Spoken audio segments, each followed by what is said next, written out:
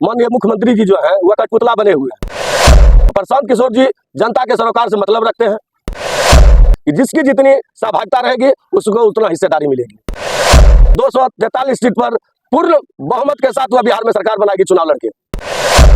एक ही विकल्प है प्रशांत किशोर, और लोग इंतजार कर रहे हैं 25 का।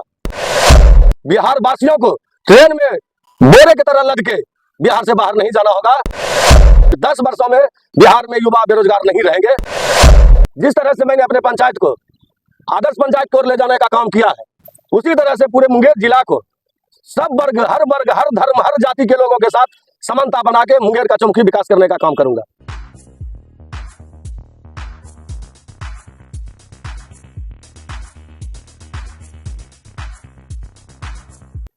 नमस्कार, मैं हूं पवन कुमार चौधरी और आप देख रहे हैं स्टार ब्लू न्यूज। चैनल पर पहली बार आए तो चैनल को अभी सब्सक्राइब करें, वीडियो को लाइक करें और अधिक से अधिक शेयर करें। आज हमारी मौजूदगी है मुंगेर विधानसभा क्षेत्र में, जहां मुंगेर जिला अंतर्गत करहरिया दक्षिणी पंचायत खड़िया के मुखिया संजय कुमार सिंह हमारे बीच मौजूद हैं। संजय जी, बिहार में दो प्रमुख गठबंधन, एनडीए गठबंधन और इंडिया गठबंधन, इन दोनों ही गठबंधन के बीच जो लंबे वर्षों से एक राजनीतिक उठापटक चलती आ रही है। कभी एनडीए का सरकार होती है तो कभी इंडिया गठबंधन की सरकार। अब जो बिहार में एक जनता का एक नया मूड देखने को मिल रहा है, जनता अब इन दोनों ही गठबंधन से शायद उब चुकी है और तीसरे विकल्प की ओर अपनी राह तक रही है। और जिस तरह से बिहार के पूर्णिया लोकसभा सीट से पहले तो निर्दलीय प्रत्याशी के रूप में पप्पू यादव को जनता ने अपना मैंडेट दे दिया, उसके बाद पुनः जब रुपौली विधानसभा में उपचुनाव हुए तो वहां भी कहीं ना कहीं निर्दलीय प्रत्याशी शंकर सिंह को जनता ने अपना मैंडेट देते हुए उसे विजयी बनाया। मतलब दोनों ही चुनाव में देखने को मिला कि जनता ना तो एनडीए और ना ही इंडिया, दोनों ही गठबंधनों को पूरी तरह से नकार चुकी है और तीसरे विकल्प की ओर जनता ने जाना पसंद किया।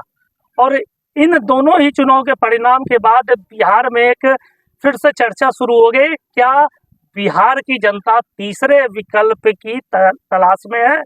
और दूसरा सवाल ये खड़ा होने लगा है, क्या बिहार में जनसुराज के जो संस्थापक है प्रशांत किशोर, ये तीसरे विकल्प जो पूर्णिया में देखने को मिला, वही तीसरा विकल्प के रूप में आम जनता के बीच अपनी पकड़ मजबूत बनाते दिख रहे हैं? जी, आपके चैनल से बिहार वासियों को मेरे ओर से हार्दिक हार्दिक बधाई है। और आपने जो कहा, जनता ने तीनों को देख लिया, चाहे वह आरजेडी हो या जदयू हो या भाजपा हो। मोटा मोटी 30 से 35 साल में जनता इससे उब चुकी है। और हमारे अभी माननीय मुख्यमंत्री जी जो हैं वह कठपुतला बने हुए हैं। वह बिहार के विकास नहीं, बिहार को विनाश करने पर तुले हैं।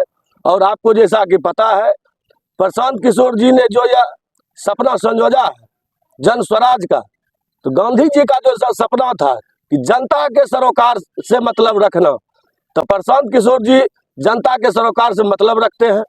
जनता के एक एक दुख दर्द में उन्होंने साथ रहने का वादा किया है। और आपको बता दें कि प्रशांत किशोर जी पूरे भारत में कई पार्टियों का जो है उन्होंने उत्थान करने का काम किया।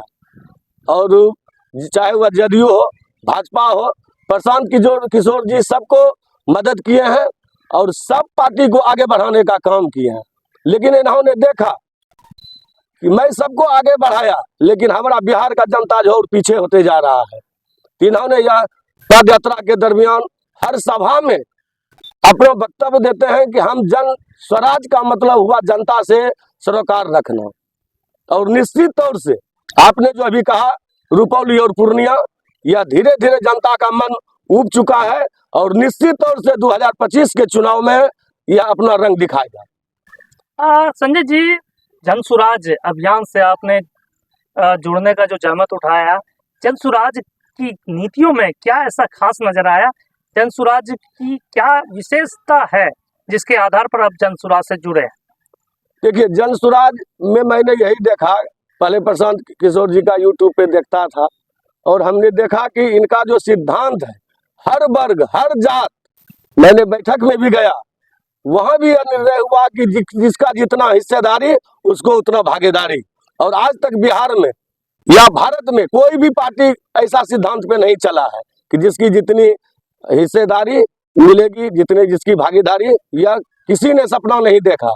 लेकिन प्रशांत किशोर जी का जो मैंने भाषण सुना तो उसमें हमने यह सुना जरूर कि उनका सपना है कि जिसकी जितनी सहभागिता रहेगी उसको उतना हिस्सेदारी मिलेगी। क्या लगता है 2025 विधानसभा चुनाव में प्रशांत किशोर की पार्टी चुनाव में सभी 243 सीटों पर अपना उम्मीदवार उतारेगी? निश्चित तौर से यह पटना के ज्ञान भवन में घोषणा हो चुका है कि 243 सीट पर बगैर किसी से गठबंधन किए हुए स्वतंत्र रूप से जहां जिसकी जितनी आबादी है उस हिसाब से उन्हें टिकट मिलेगा और 243 सीट पर पूर्ण बहुमत के साथ वह बिहार में सरकार बनाएगी चुनाव लड़के। जिस तरह से आपने कहा जातीय आधारित सबको बराबरी का मौका मिलेगा, सबको सभी जातियों को इसमें उसकी जातीय परसेंटेज के आधार पर उसको मौका मिलेगा। महिलाओं की भी कहीं ना कहीं भागीदारी काफ़ी महत्वपूर्ण है, क्योंकि बातें तो सभी करते हैं महिला सशक्तिकरण की, लेकिन जो महिलाओं की भागीदारी राजनीति में होनी चाहिए उतनी भागीदारी सुनिश्चित नहीं कर पाते सभी पार्टियां। तो प्रशांत किशोर से ने जो वायदा किया है कि 40 सीटों पर महिलाओं को मौका देंगे, तो क्या लगता है कि जो वायदा उन्होंने किया उस पर वो खड़े उतरेंगे? निश्चित तौर से यह वादा नहीं, यह विश्वास रखिए। उन्होंने विश्वास के साथ कहा है कि 40 सीट हम अपने महिलाओं को देंगे और यह घोषणा हो चुका है ज्ञान भवन में कि 40 सीट पर महिलाएं यहाँ चुनाव लड़ेगी और महिला सशक्तिकरण को यह आगे बढ़ाने का काम करेंगे। निश्चित तौर से मुझे पूरा विश्वास है। संजय जी, बिहार की जनता यदि प्रशांत किशोर के वायदे पर भरोसा करती है और प्रशांत किशोर को 2025 विधानसभा चुनाव में मौका देती है, अधिक से अधिक सीटें जिताकर विधानसभा पहुंचाती है, तो क्या लगता है जो दावे और वादे कर रहे हैं बिहार के कायाकल्प की प्रशांत किशोर, तो उन वायदों पर खड़े उतरते हुए अगले 5 से 10 साल के भीतर बिहार में विकास की गंगा बहाएंगे? निश्चित तौर से यदि मतदाता मालिकों का जिस तरह से रुझान है, मैं देख रहा हूँ हर जगह हर वर्ग में मैं मिल रहा हूँ लोगों से, और लोग बोल रहे हैं कि एक ही विकल्प है प्रशांत किशोर, और लोग इंतजार कर रहे हैं 25 का। और 25 में यदि मतदाता मालिकों का आशीर्वाद मिला तो आपको मैं बता दूं कि निश्चित तौर से 10 वर्षों में बिहार का चौमुखी विकास होगा और बिहार वासियों को ट्रेन में बोरे की तरह लद के बिहार से बाहर नहीं जाना होगा। यह मुझे प्रशांत किशोर जी के बात पर पूरा भरोसा और विश्वास है। अब पलायन को लेकर बार बार बात कर रहे हैं, पलायन को रोकने के लिए क्या कोई इस तरह का रोड मैप तैयार है प्रशांत किशोर के पास जिसके आधार पर वो बिहार से पलायन पूरी तरह से रोक देंगे? रोड मैप तैयार हो रहा है और 2 अक्टूबर को जब पार्टी का गठन होगा, पार्टी का घोषणा होगा, तो उस दिन रोड मैप को प्रकाशित कर दिया जाएगा। रोड मैप तैयार हो रहा है बिहार वासियों के लिए कि किस तरह से कहाँ क्या आवश्यकता है। अभी प्रशांत किशोर जी की टीम पूरा घूम घूम के इसको अध्ययन कर रहे हैं कि कहाँ क्या कमी है, युवाओं को क्या चाहिए, महिलाओं को क्या चाहिए, बच्चों को कैसा चाहिए, वह कर रहे हैं। और निश्चित तौर से मैं आपको विश्वास दिलाता हूं कि 10 वर्षों में बिहार में युवा बेरोजगार नहीं रहेंगे, सबको कुछ न कुछ रोजगार निश्चित तौर से मिलेगा। एक महत्वपूर्ण सवाल, संजय जी, आप मुंगेर विधानसभा क्षेत्र से बिलोंग करते हैं। मुंगेर विधानसभा क्षेत्र से अगर प्रशांत किशोर की पार्टी से आपको उम्मीदवार बनाया जाता है, तो क्या वो की पॉइंट होंगे, क्या वो महत्वपूर्ण मुद्दे होंगे जिसके आधार पर आप जनता के बीच पहुंचेंगे और उन वादों पर आप जनता को संतुष्ट करने का प्रयास करेंगे? देखिए, वादा करने का चीज नहीं है। मैं 2016 से पंचायत का मुखिया भी हूँ और प्रशांत किशोर जी का जो राजनीतिक है, रणनीति है, उसके तहत निश्चित तौर से मुंगेर का विकास होगा।